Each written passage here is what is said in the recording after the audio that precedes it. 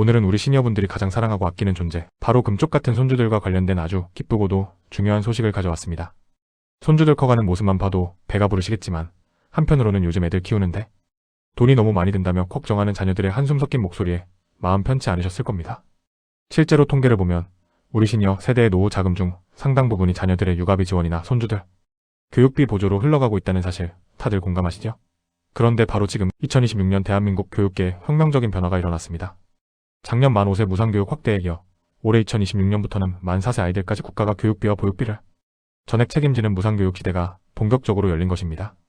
이 소식은 단순히 애들 유치원비 공짜 됐다는 수준이 아닙니다.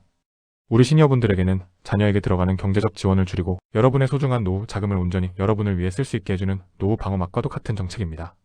오늘 이 영상을 끝까지 보신다면 2026년 새롭게 바뀐 무상교육의 구체적인 지원 금액과 조건, 그리고 우리 시니어분들이 손주 교육비 지원이라는 명목으로 지출하던 돈을 어떻게 아끼고 관리해야 하는지 그 실전 전략을 완벽하게 파악하실 수 있을 겁니다. 지금 이 정보를 모르시면 내지 않아도 될 교육비를 자녀를 위해 계속 부담하거나 국가에서 주는 혜택을 놓치고 손해를 보게 됩니다. 하지만 오늘 영상만 보시면 그 모든 걱정이 해결됩니다. 이런 정보 놓치지 않으려면 지금 구독 꼭 눌러두세요.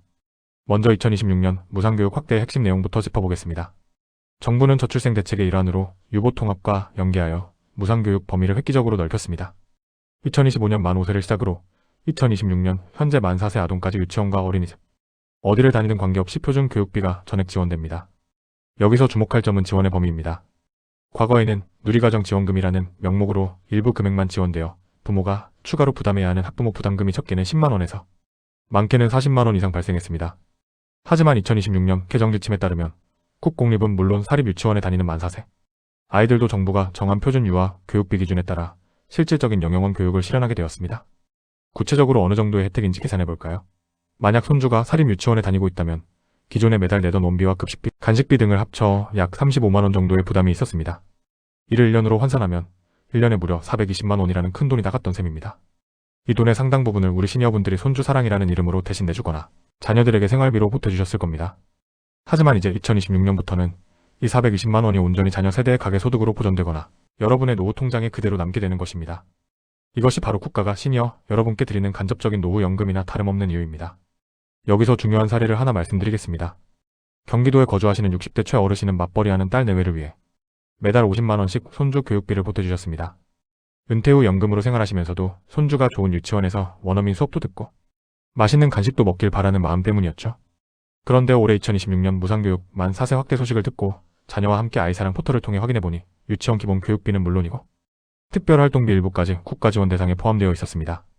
결과적으로 딸 내외는 매달 나가던 교육비 부담이 15만원 수준으로 대폭 줄었고 최어르신은 이제 매달 보내던 50만원 중 30만원을 따로 떼어 본인들의 건강관리와 취미생활을 위한 노후 즐거움 기금으로 전환하셨습니다.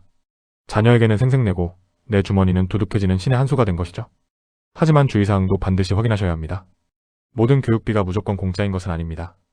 정부가 지원하는 표준 교육비 외에 유치원이나 어린이집에서 자체적으로 운영하는 고가의 특별활동이나 현장, 학습비 등은 여전히 부모 부담으로 남을 수 있습니다.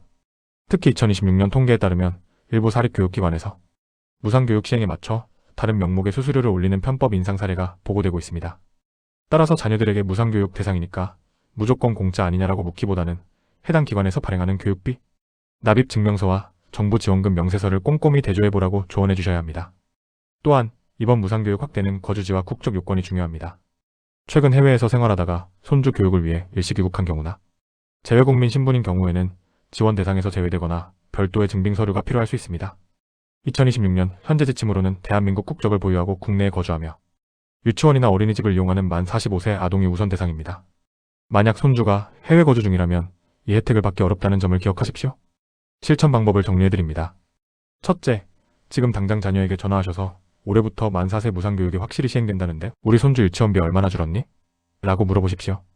이를 통해 자녀가 정책을 놓치고 있지는 않은지 확인하고 경제적 대화를 시작하는 계기로 삼으십시오.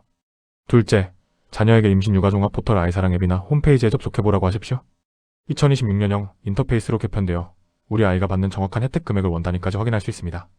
셋째, 줄어든 교육비만큼 여러분이 지원하던 금액을 조정하십시오. 자녀에게 나라에서 이만큼 지원해주니 이 돈은 이제 너희들이 직접 저축하고 내 노후 자금으로 조금 돌려받겠다라고 당당히 선언하십시오.